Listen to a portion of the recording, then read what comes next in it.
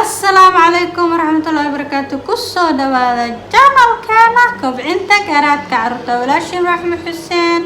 maanta waxaan noo hayaa videogii hore oo ku saabsanaa waalidkeed tahay kiisii labaad ayuu videoga daba socdaa. marka videogii hore waalidkaas u dhaqma, videogaana waxaa weeye waalidkaas carruurta koriyo markay weynaadaan maxaa badanaa ku dhaco oo la baaritaan la sameeyay maxaa badanaa ka soo baxay. okay, number 1 midkii u horeeyay oo ahaa waalidka oo rule dhan lahayn oo ahaa ilmahaas markay weynaadaan ka weynaanay ka wax baranay ka maskaxda u korayso.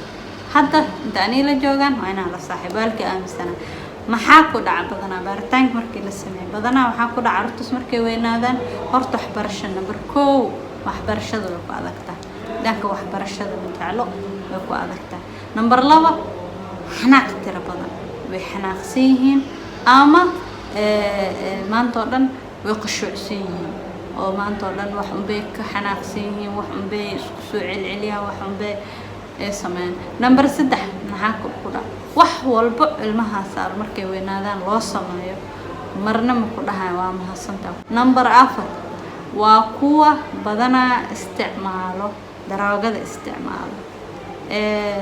number 5 waqtiga way dhumiyaan waayo markay yaryaraayeen lama soo barin waqtigan waxaa la isticmaalaa waqtigan saas waqtigaas saas marka waxay iska badeen ama maanta oo dhan TV iska fiirsanaa ama maanta oo dhan game ciyaara ama maanta oo dhan adi wax waqtigooda ma xisaabsana marka halkii wax ay sameeyaan waqtiga iskaga dhumiyaan. ka labaad oo asna ku qasab iyo dil qajajac ku marsiina kaas maxaa asna markay weynaadaan carruurtiisa maxaa ku dhaco badanaa waxaa ku dhacdo in noqdaan carruur kalsoonidooda ay yar tahay oo qofkii rartaba iska raaci karo oo kalsooni isku buuxda lahayn oo maanta dhinaca loo jiito dhinacaas ka baxay dhinacan kalsooni ma laha sababtoo ay markay yaraayeen kalsoonidooda lagama soo dhisin xooga lagu soo baro.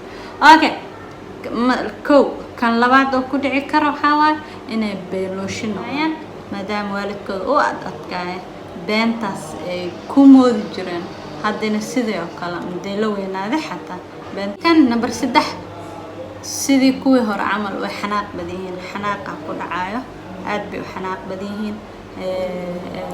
haddii nacala isla maruntiin camal xal ma keenayaan. waalidkii saddexaad oo ahaa sharci uu lahaa uuna u sharaxay wax walba waalidkaas oo cunugii sharcigii iyo wax walba la dhigaa videoga hore aan ku soo sheegnay waalidkaas maxaa carruurtiisa ka soo baxay badanaa cunug ilmahaas noocaas loo koro waxay noqdaan ilmo markay weynaadaan qof oo responsible ay noqdaan oo qof weyn oo lagu tashan karo oo bini'aadanka la nool yahay ay ku tashtaan. number 2 qof oo waxay noqon karaan oo faraxsan markasto iyo dadkan oo heerka gaaray oo dunida dhihi karno heerkaas oo qofkaas gaaray camal ay dhihi karnay noqon karaan.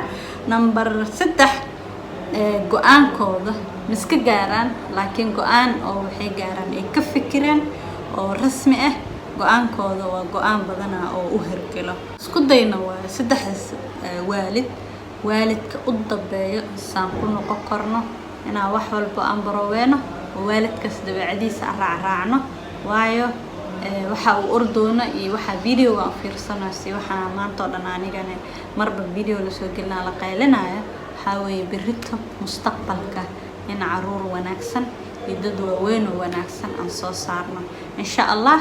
subscribe gareeya share gareeya calaykum.